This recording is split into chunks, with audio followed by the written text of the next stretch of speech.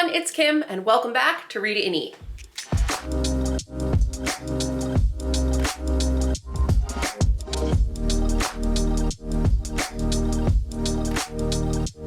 Welcome back to Read It and Eat. My name is Kim, and welcome to my Foodie Bookish channel, where we talk about a lot of food writing and food-related books. I am here today to bring you my October reading wrap-up, where I have read 4 books. So I read 4 books in the month of October, and 3 of them you are probably going to recognize, or at least 2, because I started talking about them during my September wrap-up, excuse me.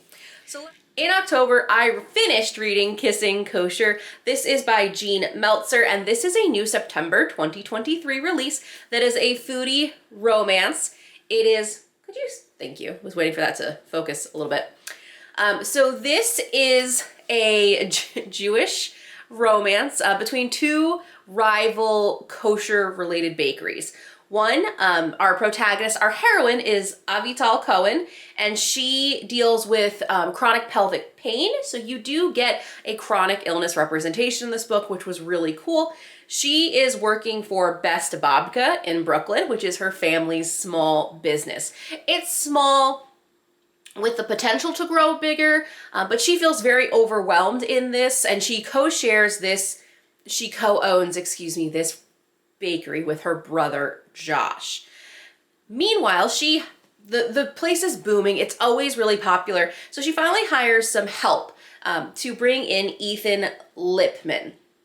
Before we get over to Ethan, I should also mention that Avital is kind of a reluctant heroine in the sense that this chronic pain has completely changed her life and she needs to get that under control, but she feels very pressured to keep working in the family business and she's put her passion of photography on hold. Meanwhile, you have Ethan. Ethan Lipman is actually there to work undercover by the request of his grandfather. So Lipman's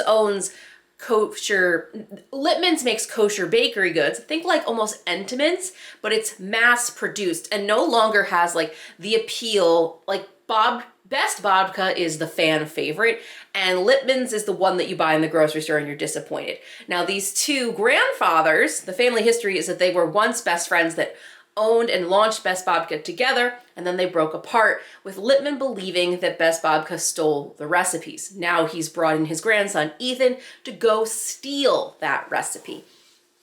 Of course, this is a very enemies to lovers, forbidden romance, but the more that Ethan works at Best Babka, the more he finds himself falling for our female protagonist. I super loved this book. I loved the chronic illness representation. I haven't read a lot about that I haven't read a lot of books in the romance space with that.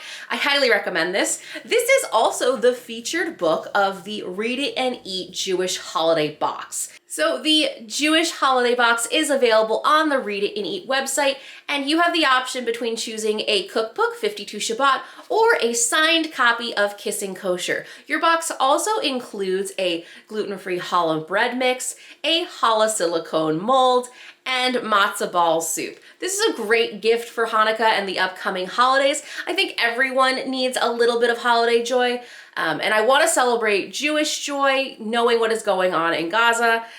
I really loved this book. I think you'll love it too, and it makes for a great gift. So I'll link in the description below where you can pick up your own Jewish holiday box. The other book that I started in September and finished in October is Hot Hot Chicken, and this is how Nashville's signature dish stayed hidden for decades in the city's Black communities and then became a global obsession. So I actually listened to this. You can pick it up as obviously a hardcover book or paperback book, and it only comes in around 166 pages.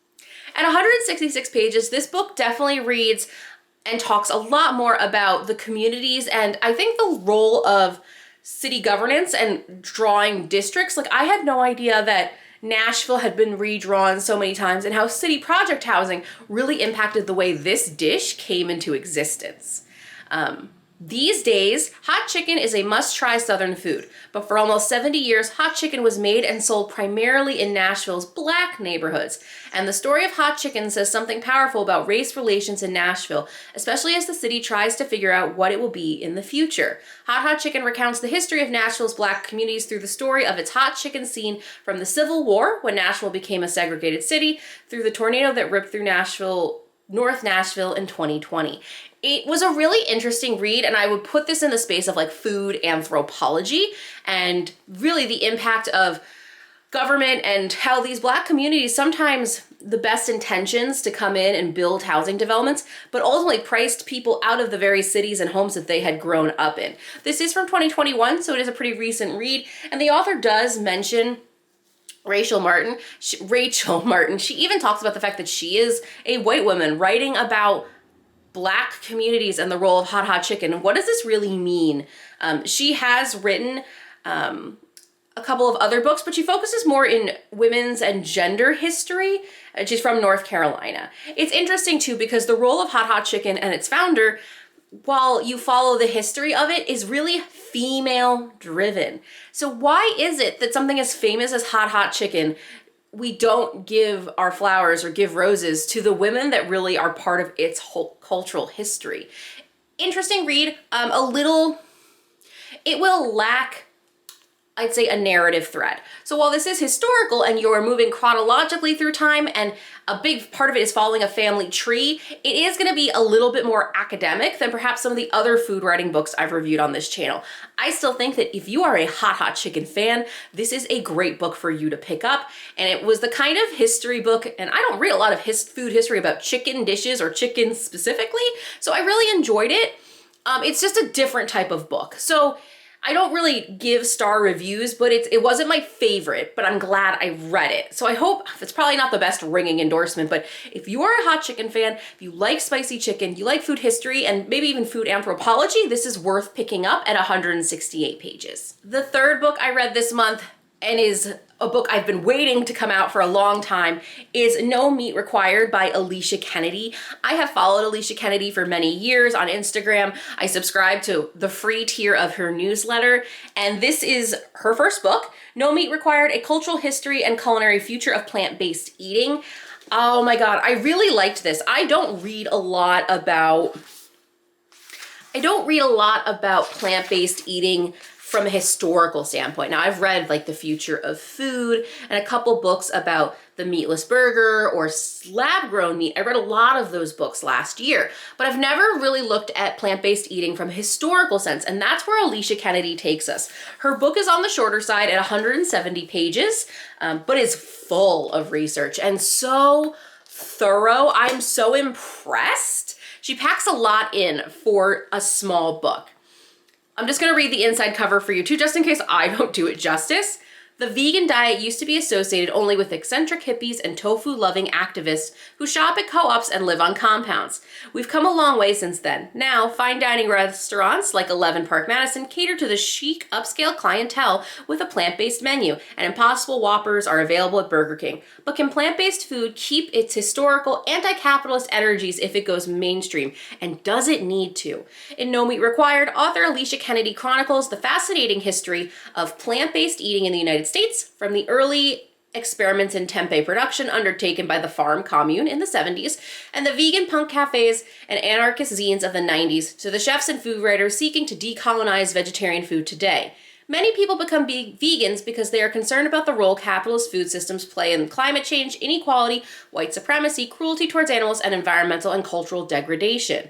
But in a world in which Walmart sells frozen vegan pizzas and non-dairy pints of ice cream are available at gas stations, raises distinct questions on the meanings and goals of plant-based eating. Kennedy, a vegetarian, former vegan, and once proprietor of a vegan bakery, understands how to present this history in sympathy, knowledge, and humor. No Meat Required brings much needed depth and context to our understanding of vegan and vegetarian cuisine, and makes a passionate argument for retaining its radical heart. That I do have to, the last paragraph sums it up. This book is so in-depth and thorough and really contextualizes vegan and plant-based eating in the, at least a large global sense, but also in the United States. Like, I have read about the communes, for example, but I didn't know a lot about the punk rock vegan scene, which was really interesting to read about. And Alicia Kennedy grew up in the New York, on Long Island, where I am from, but also spent a lot of time in New York City. I did not know about these punk rock vegan restaurants, and that was a whole world that was really interesting to learn about. She also goes to present day and talks about things like Miyoko's Creamery, which is a very predominant, well-known, non-dairy cheese-making company. And what are the pros and cons of things like mass production, mass accessibility? Like, what are the goods and the bads? And the book is not meant to draw you to your own conclusion. It really just gives you more context. I would love for Alicia Kennedy to write a whole book actually on plant-based cheeses specifically, because I think it's an industry that's really interesting. Now, in my career, I have worked for a plant-based milk company.